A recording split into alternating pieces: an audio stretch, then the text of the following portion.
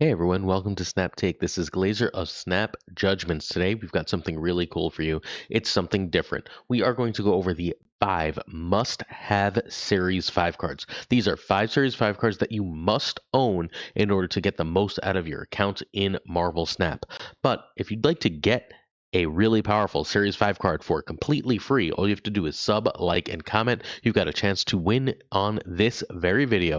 All you have to do is sub, like, and comment. Your sub, like, and comment on any video this week will enter you to win one of 2 copies of Zombie Scarlet Witch, which is nice because she's the first card on our Can Transform Your Account.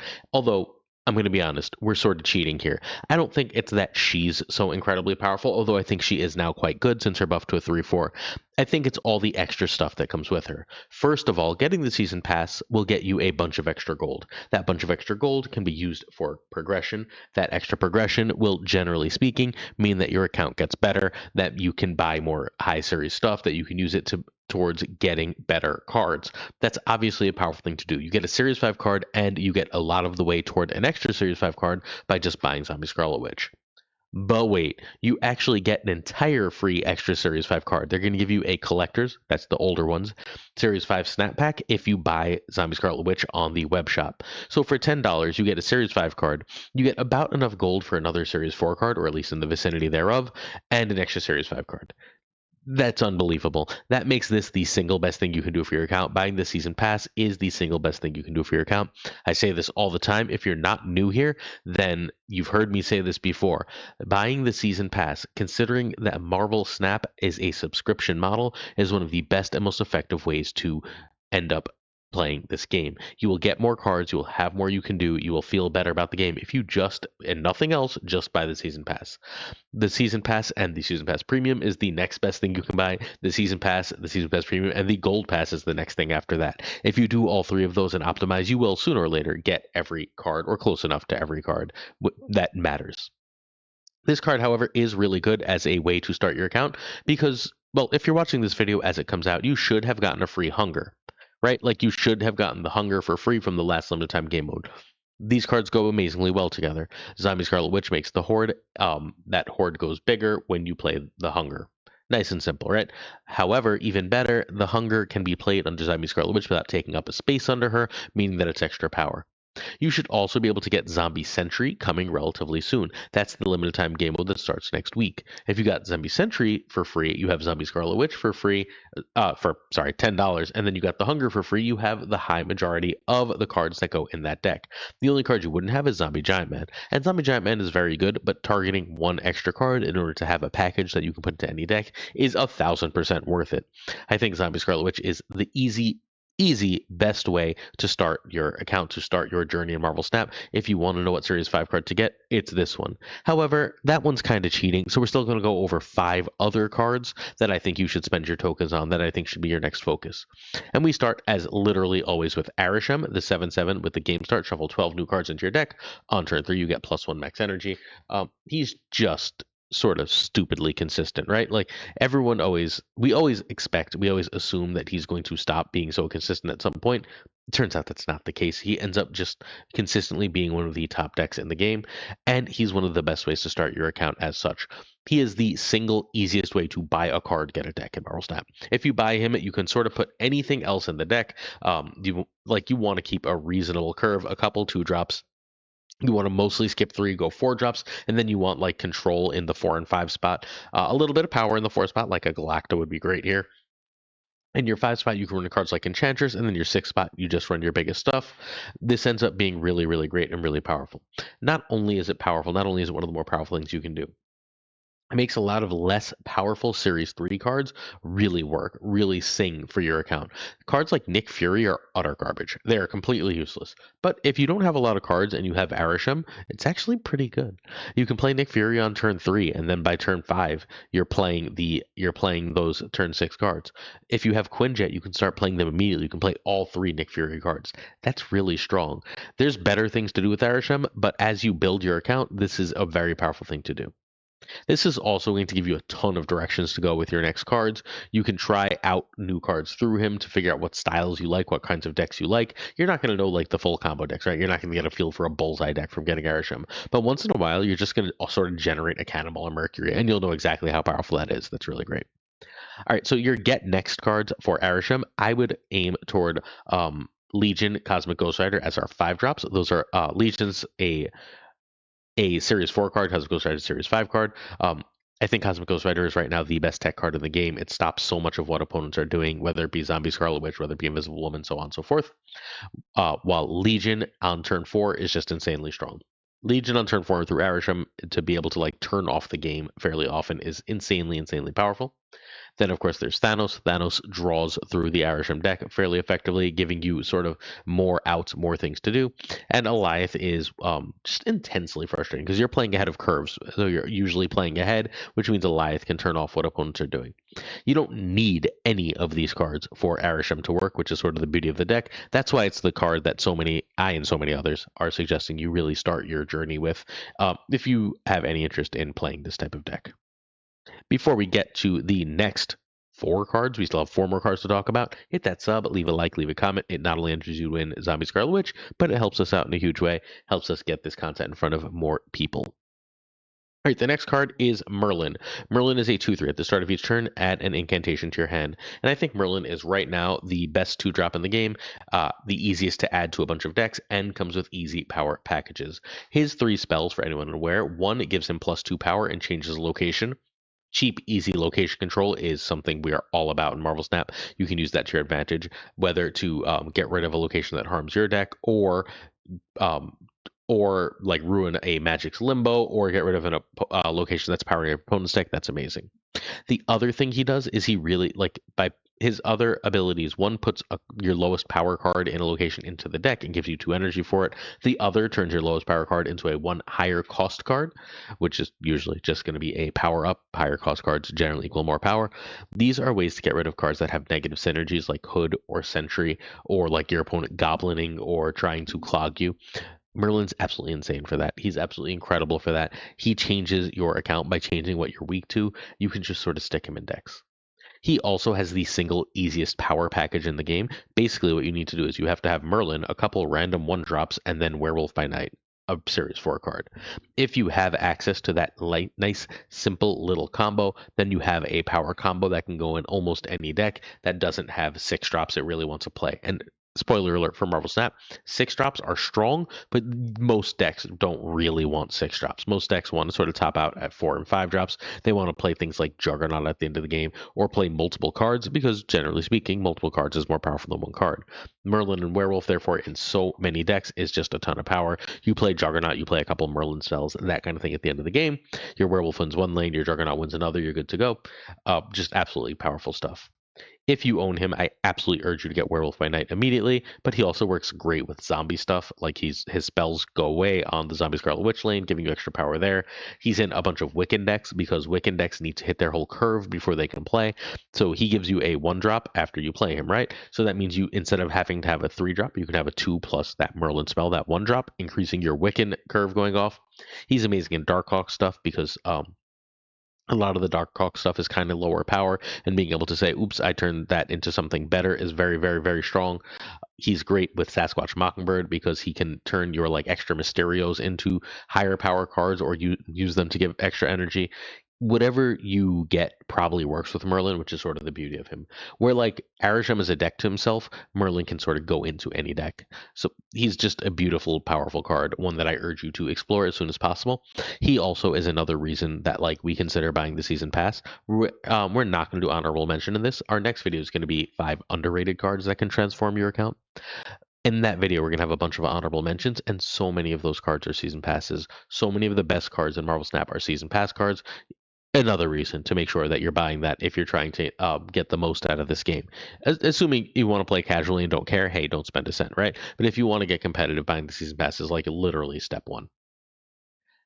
Hey, I should be streaming probably tomorrow morning, twitch.tv/BlueSky. My plan is to stream both tomorrow morning and tomorrow night. Tomorrow morning, we're going to just do some gameplay. There's a Phoenix Force deck I'm dying to play that I haven't got to yet. And then tomorrow night, we are going to be streaming with the Great Cougar for episode 150 of the SnapJudgeGlazer podcast. So come check that out if you're so inclined. If you would like to enter in the season pass, the way to guarantee your entry counts is to answer the season pass question. What is the best card to get for a new account that I missed? All right, next up we have Madam Web. She is ongoing, 2-1 ongoing. You can move one of your other cards away from here each turn. And while Madam Web doesn't officially give you a move deck, she sort of does. You just need other Series 3 stuff and you can make a move deck. The best versions of this are going to run like 2 other relatively cheap high series cards, but they're really not required. She gives you access to one of the best decks in Marvel Snap just by buying her. It's really that simple. She is one of the very best at doing so. The only caveat, the only reason she's not even higher up on this list, and this is in sort of a loose order, the only reason she's not higher up on this list is because move can be very hard to play for new players. A thing that I considered strongly when I made this list is how likely cards were to get nerfed, and move, because it's such a high skill cap, is a deck that is very rarely nerfed. Because it's rarely nerfed, you can fairly safely invest in it without having to worry about your investment going in the garbage. The cards you get for her, assuming you want to play her best deck, are very simple. You go Sparky, then Hellion, then Aranya, and you're good to go. It's just that simple, right?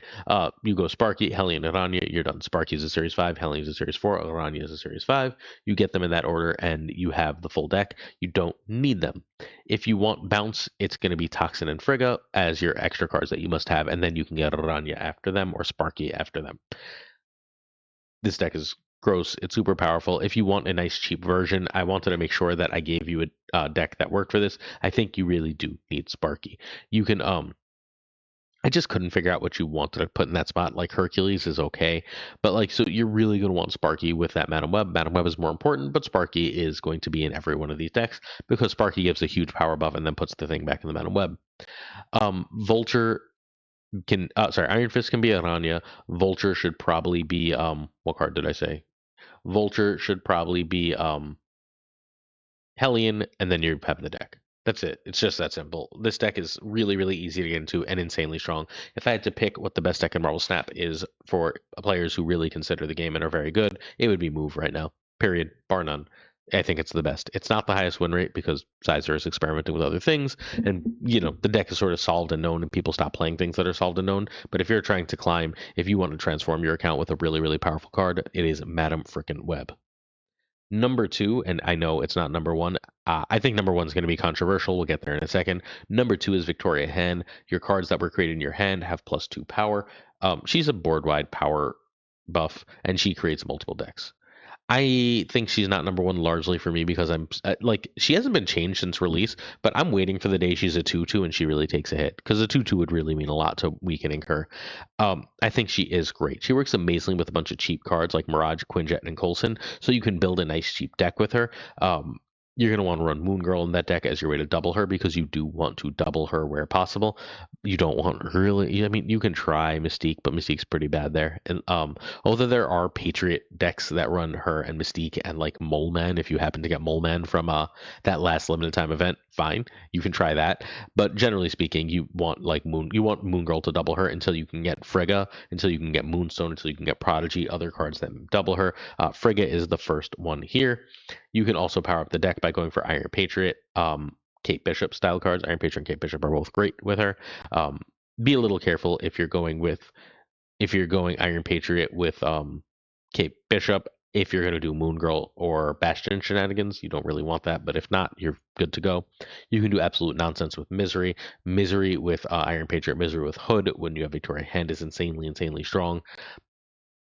Moon Girl and Bastion are like sleeper great cards, but they're also a really good example of like what you can do. You can run Moon Girl, and like Moon Girl is plenty good in this deck. You're perfectly happy to play her. If you play Devil Dino, as soon as you get Victoria Hand, you stop doing Devil Dino nonsense and you just do Victoria Hand nonsense instead, and it's just better and you're stronger and you can run things like Shadow King.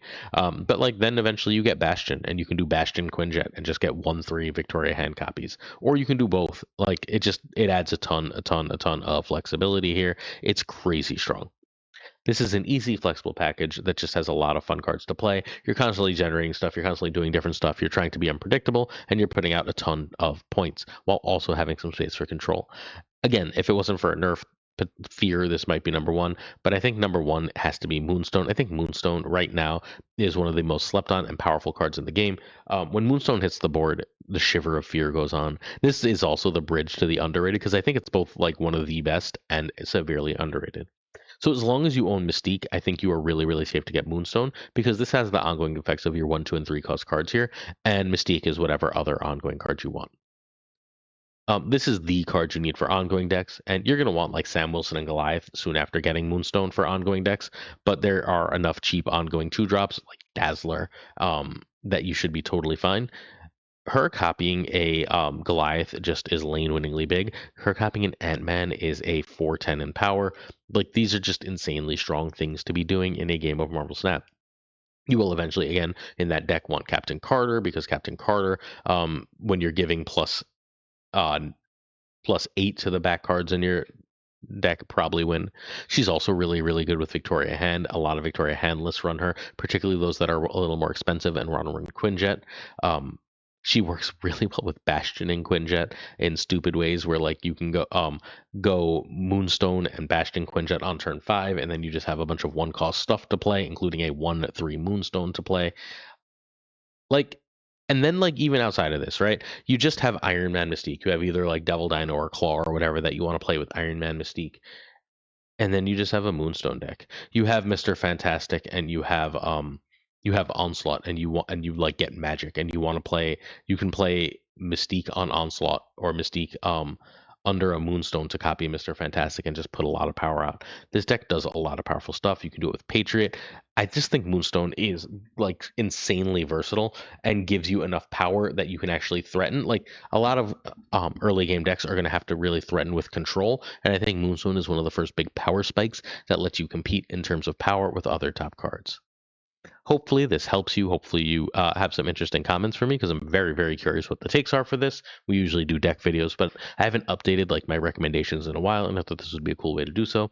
I hope you enjoyed it, and if you're interested, please check out our Patreon at patreon.com/snapjudgments, where at the very least, like if you're a patron, message me, you get far more access, although I try and give access to everyone where possible. You get early access to videos and a ton more at patreon.com/snapjudgments. All right, so Jonesy Snapped 22 is our patron of the month. Thank you to him. Abigail Giesen, Manager Burnett, LAB Inc., I Am Frostman, Ironcloak, Jota Navidente, Primed Ryan of the Prime Mind app, Ryan Burke, Ryan Wood, Snap, Ren Wrench.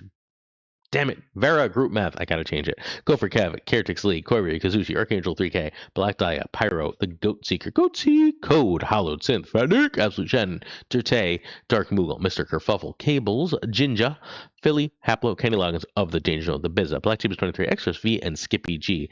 Jessica Gamble, Slush Death, The King of Bros, Bruh, The Great Kazoo, Werewolf, Kev Ciota, Colt, no 45s. Glam, Colonel Forbin, David G. Wingfield, Stephen, Brian Kaufman, Tristan H. Martin, Jason B. Matt V. William, Billy Nix, Ray Sean Smith, Charles, Chucky Washington, Corwin, John Q, and Jim McHugh, Stout, 8th Stage, One Big Man, Cactus, Steve O, 1 through, and Yo Marco, Ted Bro, Good Bro Joe, and Snap Decisions Joe, Bickety Boom Bop, Bricks to Click, Ocularis, Green, Goblin, Flam, Spectrum Mix, Hoot, Only Fox, Matt H, DJ, Mikey Hodgins, No Freaking Flex, Nick, The Greek Geek, Toxie, Toxic Soul King, Patrick 74, the King of Canada, JJ, King Emissary now, Dead Man Falcon, Fafler Newman, Two Ties, the Great Letters, the Parking Tucker, and of course Gunny T, where the T stands for. Don't forget, we'll have 5 underrated cards that can transform your account. These are like the very best. What are the ones that no one tells you about? That's tomorrow morning's video. I'll see you then for more Snap Take.